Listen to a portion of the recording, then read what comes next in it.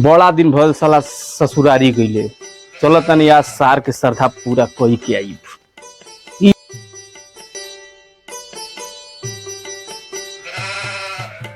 साला सार के श्रद्धा पूरा कोई के बोल जी। बाप रे बाप, साइकिल बागी कबाड़ा।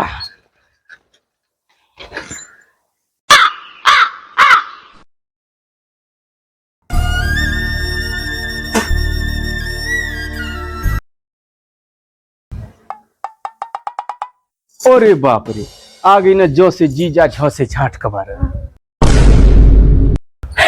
इतना दिन पर कहाँ आईली है?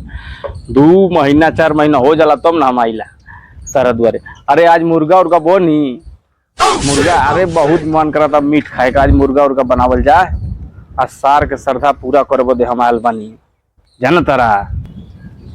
और इस साला कुटुम एक दिन खातिर हो खेले और तू तो हफ्ता में 3 बार आ जाता रही।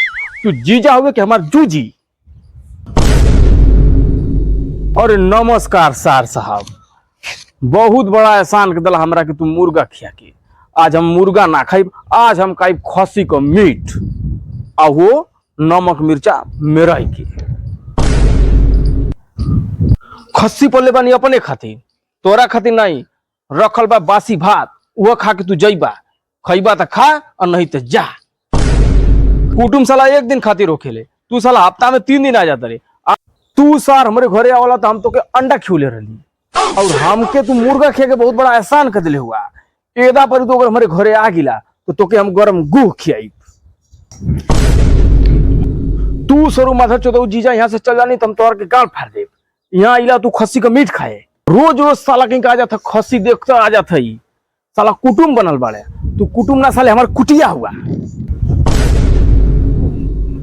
जोरे सार, अगर बहन चोदू हमारे घरे तू आ गईला तो सरू तो के भूसा वाले घरे में तुहार गान ना मार देनी तो हम तोरे बहन का भतार ना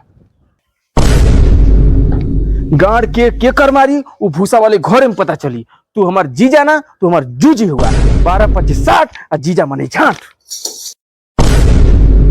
अरे जा ए बहन चोदू, जा तनी तोर दुआरी पर से पानी तक साला ना पूछलस। जाके सरू तोरे बहन के आज हम बताइला। तो हार बहिन चोदो कहीं का